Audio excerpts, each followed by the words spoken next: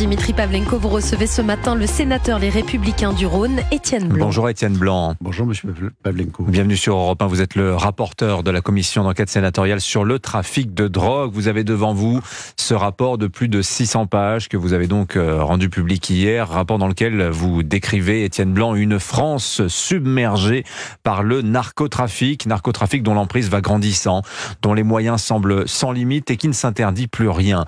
Je veux vous faire réagir à ce qui s'est passé hier, Étienne Blanc, cette attaque à la voiture bélier à l'arme de guerre d'un convoi cellulaire dans l'Eure pour libérer un détenu qui se trouve être un acteur du narcotrafic en France, Mohamed Amra, alias La Mouche. Cette affaire, Étienne Blanc, qu'est-ce qu'elle nous dit selon vous ?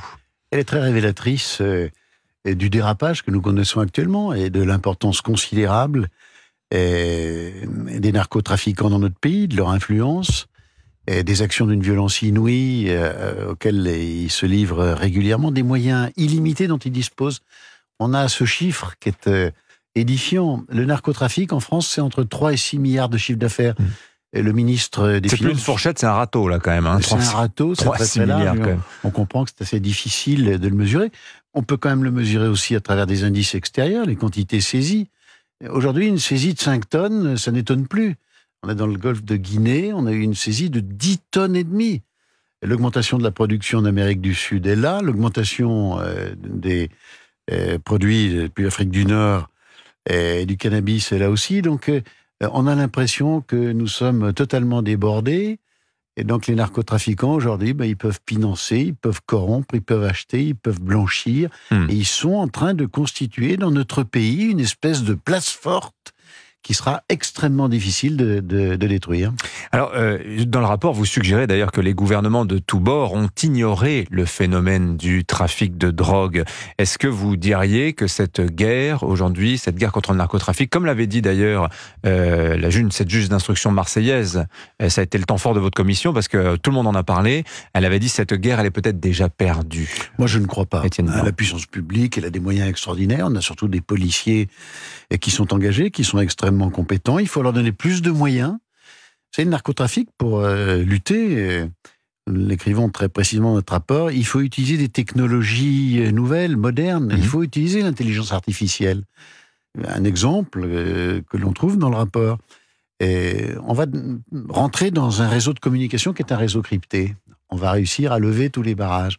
On va avoir des milliers de conversations. Oui. Pour les éplucher, pour les comprendre, pour aller à l'essentiel. Il faut des moyens nouveaux. C'est quoi ? C'est l'intelligence artificielle qui va reprendre des mots, qui va permettre de trouver les communications. Ouais, on va venir sur la question. Ça fait partie des préconisations que vous formulez. Mais alors, il y a des choses assez intéressantes. Je vous demanderai ce qui vous a peut-être le plus marqué lors de ces 6 mois de travaux, plus de 150 auditions.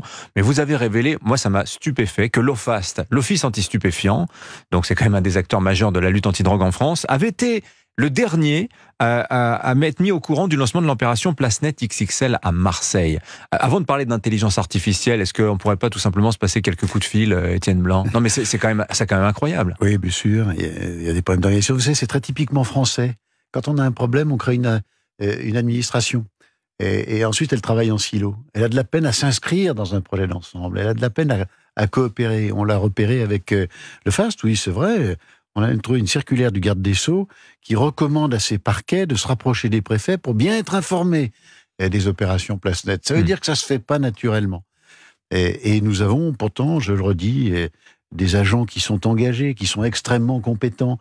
Donc une organisation nouvelle, des moyens nouveaux, et puis surtout des procédures adaptées. Et notamment toute la question des repentis, et la question des informateurs, qui est essentielle dans notre rapport. Alors ça, on va en parler, mais un instant encore sur PlaceNet. Vous êtes assez critique, Étienne Blanc, sur ces opérations d'envergure, ces opérations de pilonnage très spectaculaires avec force caméra en appui pour montrer que l'État fait des choses. Qu'est-ce qui ne va pas dans PlaceNet, d'après vous ? PlaceNet, c'est une opération qui est une opération d'ordre public. Vous habitez dans une barre d'immeuble, vous avez en bas de chez vous un point de deal, c'est insupportable. Vous avez des allées et venues. Vous avez des risques aujourd'hui. Sur les points de deal, on utilise des armes, de violence. Et puis, c'est une gêne dans la vie quotidienne. Les enfants ne peuvent pas sortir jouer dans la rue. Il y a des gênes dans la mobilité, etc. Donc, elles ne sont pas inutiles, ces opérations. Mais elles n'ont du sens que si elles permettent aussi de remonter au haut du spectre et de remonter des filières. Et là, nous apercevons d'abord qu'on est très, très mal renseignés. Combien de procédures judiciaires ont été ouvertes après les opérations PlaceNet et de Marseille ou d'ailleurs? Quelle a été ensuite le sort réservé à ceux qui ont été traduits devant des juridictions. Alors, ces opérations qui sont un peu récentes, donc on n'a peut-être pas tous les moyens statistiques. Donc, c'est des opérations de tranquillité publique, mais pas de lutte antidrogue. C'est de la tranquillité publique et c'est pas de la destruction. Donc, on ne peut pas se contenter de cela. C'est pas inutile, hein, il faut le dire, mais ça n'est pas suffisant pour lutter contre le trafic. Je reviens un instant sur l'attaque du convoi hier, du convoi cellulaire, parce que je trouve qu'il y a deux éléments intéressants dans cette affaire qui peut-être nous éclairent sur la lutte antidrogue en France. Il y a le fait d'abord que ce Mohamed Amra, semble-t-il, c'est ce qu'a dit Laure Beccuot hier, la procureure de Paris, c'était un milieu de tableau de la voyoucratie. C'était pas un gros poisson. Et on a vu les moyens engagés, on avait l'impression que c'était Pablo Escobar qu'on venait libérer. Et puis il y a la question aussi, l'angle mort des informations qu'auraient pu avoir ceux qui sont venus le libérer. Et la question que ça pose derrière, qui a pu les informer? La question de la corruption que vous soulevez, vous d'ailleurs, dans votre rapport. Et bien sûr, c'est un sujet sur cette affaire. Oui. Et il faut être prudent. La procédure aujourd'hui et l'enquête est en cours, donc, mais elle sera très intéressante. Parce que lorsque l'on quitte une prison, il faut connaître l'heure, le véhicule, le nombre de personnes qui sont à l'intérieur, comment sont-elles armées, il faut connaître très précisément l'itinéraire. Et il y a une préparation, et cette préparation, elle laisse entendre qu'il y a une entreprise, qu'il y a une organisation qui est extrêmement puissante. Eh bien, dans notre rapport, nous le disons sur le narcotrafic. Il y a une professionnalisation du narcotrafic, et il y a une organisation qui est une organisation entrepreneuriale. C'est quoi une entreprise de narcotrafic? C'est un client, c'est le consommateur. Il y en a beaucoup trop en France. Et c'est ensuite un propriétaire d'entreprise. Et ce propriétaire, il va organiser toute une chaîne pour alimenter le client. Alors parfois, il le fait directement, avec des agents qu'il recrute. Parfois, il sous-traite. Et dans l'affaire à laquelle vous faites référence, il faudra regarder ça de manière extrêmement précise. Est-ce qu'il y a de la sous-traitance? Quel réseau? À qui on a confié telle ou telle tâche? Tout ça est dans un dispositif qui exige des renseignements extrêmement précis. C'est d'une complexité inouïe. Et nous le disons là aussi de manière très précise. La police doit se professionnaliser. Je ne sais plus le petit trafiquant de quartier. Voilà. Elle a besoin de moyens. La police n'est pas au niveau. Elle est au niveau, mais elle a besoin de moyens supplémentaires. Et elle a surtout aussi besoin de moyens juridiques pour aller plus loin.